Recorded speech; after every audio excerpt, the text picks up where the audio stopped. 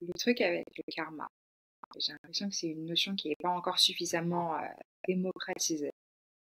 C'est qu'en réalité, toutes les erreurs que l'on commet et refuse de résoudre, elles sont insidieusement et quasiment automatiquement retransmises aux générations suivantes. Donc c'est quelque chose dont je parle un petit peu quand je fais référence aux troubles intergénérationnels, au traumatisme intergénérationnel et aussi aux malédictions intergénérationnelles. Mais c'est quelque chose qu'on voit dans les choix de vie que font les gens, cette inconscience en fait. Donc c'est-à-dire que c'est facile quand on pense à raisonner pour soi-même. Mais à partir du moment où vous mettez des enfants dans l'équation, là l'enjeu est totalement différent. Et parfois on entend, vous savez, des gens dire « Ah mais comment se fait-il qu'il y ait de tels réseaux pédocriminels ?» Un des éléments de réponse à ça, c'est de vous dire que ces réseaux pédocriminels, ils apparaissent pas du jour au lendemain. C'est comme là, maintenant, vous avez toute une histoire autour de Gérard Depardieu, des gens vous expliquant que ça fait 10 ans, 15 ans qu'ils gardent pour eux les faits. On comprend que les gens subissant des atrocités aient besoin d'un temps de réponse pour eux-mêmes et le temps de process toutes leurs émotions et de digérer un peu tout ce qui s'est passé. Mais ça, c'est qu'on regarde les choses du point de vue des victimes. Quand vous commencez à vous intéresser à la psychologie des agresseurs et à la psychologie des gens qui créent ces noyaux de vices, et bah, si je commence à vous parler de mon expérience personnelle et des complots dans lesquels je me suis retrouvée impliquée et des pièges dans lesquels de soi-disant amis, rappeurs, youtubeurs, parce que ce sont des gens qui ne peuvent pas se défaire de cette énergie qu'ils ont créée. En fait, la manière dont ça se passe, c'est que ces personnes-là, à l'origine, se disent complices, donc ils organisent un viol en bande organisée. Les gens sont heureux de venir prêter main forte parce qu'ils, dans leur monde à l'envers, considèrent être un symbole de force et une espèce de dominance masculine sur les femmes, ne leur obéissant pas ou ne les respectant pas de la manière dont ils estiment devoir être respectés. Donc ça, il y a beaucoup d'ego. Mais au-delà de ça, ces gens-là qui, en fait, se rendent service à coup de complicité, de complot, de crimes, en fait, ce sont des dettes karmiques, si j'ose dire, qui vont venir s'accumuler. Ces gens-là, dans 10 ans, dans 20 ans, quand ils auront des enfants, déjà, ils ne seront pas entourés des bonnes personnes pour offrir un environnement favorable à leur descendance. C'est-à-dire que c'est très bien de se soucier de tout ce qui est sécurité financière. Maintenant, la sécurité émotionnelle, la sécurité spirituelle, surtout quand on pense à l'avenir, c'est ce qui devrait primer. Or, quand toute ta vie, tu es obligé de remercier par des faveurs aberrantes le fait que des gens n'aient pas dénoncé, que tu organises un viol, le fait que tu orchestres, par exemple pour la diffusion d'un viol avec la complicité de tes amis, qu'ils soient acteurs, rappeurs, youtubeurs ou autres, quelle que soit leur profession ou leur identité, bah, ces gens-là, demain, quand bien même ils voudraient se sortir de ce réseau, en fait, il y a des gens qui ont menti à leur place, qui ont menti pour eux, pour entre guillemets les couvrir, qui attendent bien qu'on leur envoie l'ascenseur d'une manière ou d'une autre. Or, tu te doutes bien que si ce sont des gens prêts à mentir pour toi pour des crimes sexuels, le lendemain, disons le lendemain, une décennie plus tard, quand tu as tes enfants et qu'en fait, ça fait plus de 20 ans que tu prouves que tu n'es pas capable de respecter les femmes au sens large du terme, quand même tu peux, je sais pas, peut-être chanter des chansons ou prétendre que t'aimes ta maman ou les femmes ou qu'est-ce, mais dans les faits, les gens qui t'ont vu évoluer savent de quoi tu es coupable, tu vois.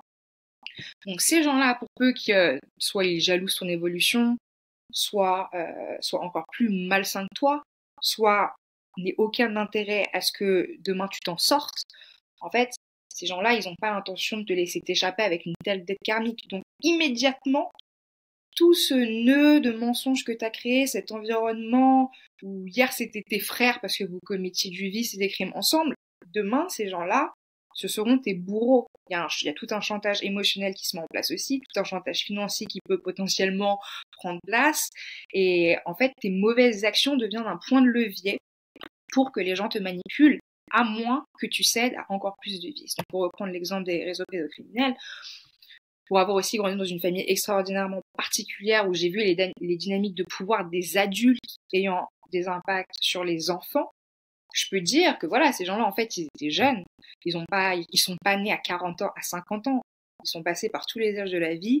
À un moment donné, dans leur adolescence ou en début de la vingtaine, ou parfois à la trentaine, ils ont fait des erreurs graves certes, mais des erreurs. Savoir le pourquoi du comment, est-ce que c'est leur ego, est-ce qu'ils ont grandi dans des familles pédocriminelles qui les ont incités consciemment ou inconsciemment à reproduire ce genre de comportement. Tout ça, c'est une autre conversation. Mais ce qui est certain, c'est qu'ils ont fait une erreur, n'ont pas su se défaire, non pas de l'erreur, non pas de qui pouvait dénoncer leur erreur, mais des gens dont ils voulaient s'entourer pour en fait les couvrir. En fait, ce qu'ils pensaient être une couverture devient peu à peu un linceul en fait, qui va les étouffer, les obliger à maintenir tout un monde d'apparence aussi. Ça, quand t'es tout seul, c'est extraordinairement difficile à gérer. Le lendemain, si tu as une relation avec quelqu'un, c'est difficile pour un homme d'avouer qu'il est responsable de viol en bande organisée et de commencer à expliquer que sous prétexte qu'il n'aimait pas le comportement d'une femme, il l'a piégée, tu vois. Enfin, c'est juste monstrueux, tu vois, pour quelqu'un de révéler ça. Et ensuite, quand ils ont des enfants, bah, en fait, eux-mêmes, jusqu'à présent, se sont acharnés avec une espèce d'immaturité qui fait qu'on devine presque qu'ils ne seront pas aptes à défendre un enfant dans un tel environnement. Mais ça peut très rapidement prendre des proportions encore plus dramatiques, avec donc l'entourage, puisqu'on sait que la plupart des victimes de violences est un membre de l'entourage qui commet ces violences-là. Je ne suis pas en train de vous dire que toutes les personnes devant votre entourage vous ayant agressé étaient à un moment ou à un autre impliquées dans des histoires de viol en groupe. Mais je suis en train de vous dire que c'est très certainement bien plus courant et bien plus commun que vous ne le pensez ou que vous ne le soupçonnez. Or, c'est la meilleure manière de démarrer un feu, en fait. C'est de s'entourer avec tous ces gens-là qui sont des graines incendiaires, qui sont finalement des mauvaises graines, tu vois, et qui vont venir tout faire pour que si...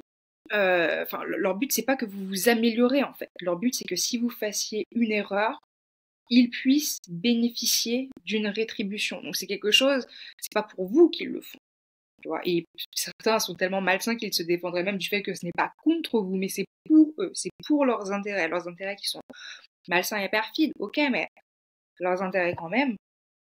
Et donc, quand vous avez des enfants, vous vous retrouvez en fait à devoir nier la réalité qui est qu'en fait, vous avez mis au monde des enfants dans un nid de serpent et que si les gens ne peuvent pas vous atteindre vous, ils atteindront vos enfants. Et si vous n'avez pas fait le nécessaire pour préserver vos enfants avant que cela ne se produise, vous êtes dans un bourbier en fait, tout simplement. Tu vois, donc moi je suis pas là pour dire ça pour condamner les gens et leur faire peur, mais je suis là pour qu'ils réalisent. Bien souvent, ils sont en train d'être surfocalisés sur la jeune femme, en l'occurrence moi, qu'ils ont trahi, à qui ils ont fait du mal, ils ont comploté, ils ont recruté de Paris à Londres un nombre incalculable de personnes pour tenter de me nuire de manière parfois assez surprenante, je dirais. Mais le vrai problème, c'est les gens avec lesquels, en fait, très probablement, ils visionnent ces podcasts, qui les entourent dans la vie de tous les jours, qui n'hésitent pas à mentir aux autres, mais n'hésitent pas à leur mentir aussi, tu vois. Si encore une fois, ils s'imaginent que cela est nécessaire pour protéger leurs intérêts d'une manière ou d'une autre, et qui, en fait, n'ont pas réellement de valeur. Moi, je vois bien que les gens s'inventent tous de grands systèmes, de grandes résolutions, de grands principes, et très certainement que je suis aussi comme ça. Maintenant, ce qui est certain, c'est que le créneau de la perfection, ce n'est pas le mien. C'est une image qu'on a énormément projetée sur moi. Les gens adorent en attendre beaucoup de moi, ce que je respecte. S'ils portent ces attentes, c'est que je suis très certainement capable d'être à la hauteur de tout ce qu'ils s'imaginent. Mais au-delà de ça, il y a quand même une réalité qui est que moi, je ne prétends pas du tout être parfaite. Donc, je me permets de vous parler en tant que personne ayant commis aussi des erreurs et ayant vu les résultats des erreurs des autres, que ce soit dans ma vie ou dans leur vie. Et je suis même capable de voir ce qui va se produire plus tard suite à cela. mais attirer l'attention sur le fait que toutes ces actions-là, si vous pensez que vous y échappez, déjà vous vous trompez. Et ensuite, les conséquences sans précédent que cela pourrait avoir et va avoir si en fait il n'y a pas ce qu'on appelle la repentance. Donc c'est un mot qui est souvent généralement employé dans le cadre biblique. Mais je pense que quand tu commets des erreurs de cette ampleur-là, en fait, tu n'as pas le choix. Il y a un moment où il faut que tu traverses ton ego, tu acceptes de dire les choses pour ce qu'elles sont. Parce que aujourd'hui, tu t'imagines peut-être bourreau, entouré de complices, et donc tu imagines que tu te fais passer pour un innocent. Mais demain, les personnes que, si tu as bon cœur, tu vois, parce que peut-être que je te dis ça, peut-être que tu es réellement un vrai malade qui a prévu de maltraiter ses enfants ou qui ne voit pas de problème avec le fait que tes mauvaises actions impactent tes enfants, parce que peut-être que t'es né dans une famille où c'était un peu comme ça, tu vois, tes parents se sont pas réellement occupés de toi, tu avais peut-être affaire à des gens qui étaient émotionnellement immatures, tu es devenu émotionnellement immature, tu veux pas prendre en compte le travail que tu es finalement obligé de faire et tes responsabilités. Et donc, tu t'en fous peut-être de savoir l'impact que les choix que tu fais aujourd'hui, pas seulement en termes de tes actions, mais en termes des actions que commettent les personnes autour de toi et dont tu choisis de t'entourer.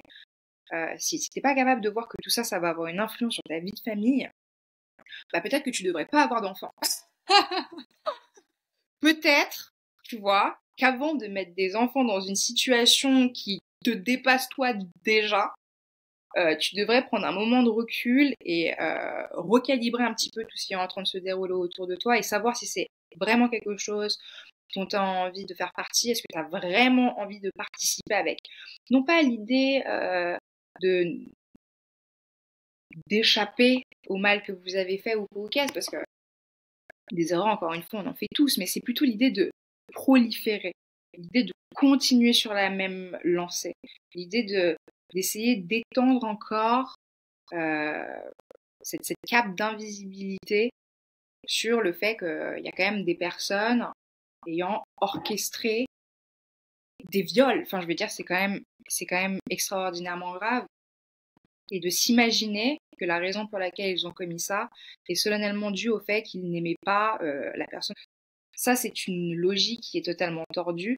Le problème, c'est quelque chose que j'ai déjà dit dans une vidéo, mais le problème ne vient pas de ce qu'on observe, mais du rôle. Donc demain, quand vous aurez des enfants et que vos enfants ne se comporteront pas de la manière qu'ils vous chantent, vous estimerez que ça, c'est une excuse suffisante pour en fait leur retirer la protection que vous êtes supposé avoir envers eux, pour retirer le respect. Vous estimez que quand les gens ne vous obéissent pas, dans ce cas-là, vous avez carte blanche pour commettre toutes sortes de crimes et délits. Il ne faut pas s'imaginer que vous allez arrêter d'appliquer cette logique demain à une femme qui potentiellement, encore une fois, ne fera pas ce que vous voulez d'elle, ou à un enfant qui sera désobéissant ou ne vous renverra pas l'image que vous espérez renvoyer de vous-même. Donc voilà. Ça, c'était un peu pour répondre, parce que c'est vrai que j'ai souvent eu cette conversation, mais comment les réseaux pédocriminels naissent? Bah, les réseaux pédocriminels ne naissent pas en tant que réseaux pédocriminels. Les réseaux pédocriminels naissent en tant qu'un groupe d'amis commettant un viol en bande organisée, commettant un crime, sous prétexte d'amitié, décidant de se prêter complice, de s'inventer des alibis aux uns aux autres, décident de se couvrir. Et puis, petit à petit, les choses, au fil des années, s'enveniment. Certains sont réellement des pédocriminels et donc de réels prédateurs. Et ceux qui ont cru bénéficier, pour des raisons qui leur appartiennent, de la présence de telles personnes, le jour où ils ont des enfants, en fait, ils sont au domicile de l'ennemi, quoi. Il y a une proximité qui est telle que souvent les gens n'ont même pas la décence et l'aisance d'esprit de se dire que non, c'est pas parce que j'ai passé tant d'années avec cette personne qui va envahir ma vie conjugale, ma vie familiale, avoir une influence sur ma vie de famille ou quoi. Mais ça, quand t'as commencé à lier des liens aussi tortueux avec des personnes pour des raisons qui en réalité ne sont pas valables, c'est souvent très compliqué. Donc voilà, j'avais quand même envie de dire ça. Je pense que c'est important. C'est important, pas, enfin pour moi c'est très important, mais c'est encore plus important encore une fois pour les gens qui aujourd'hui en fait sont en train de faire n'importe quoi, s'imaginent que c'est juste une phase de leur vie, s'imaginent qu'ils peuvent juste demain tourner les talons et passer à autre chose.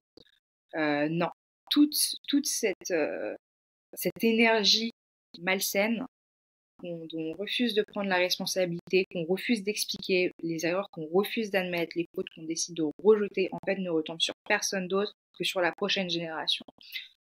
Je pense que ça a quand même le mérite de devoir être souligné.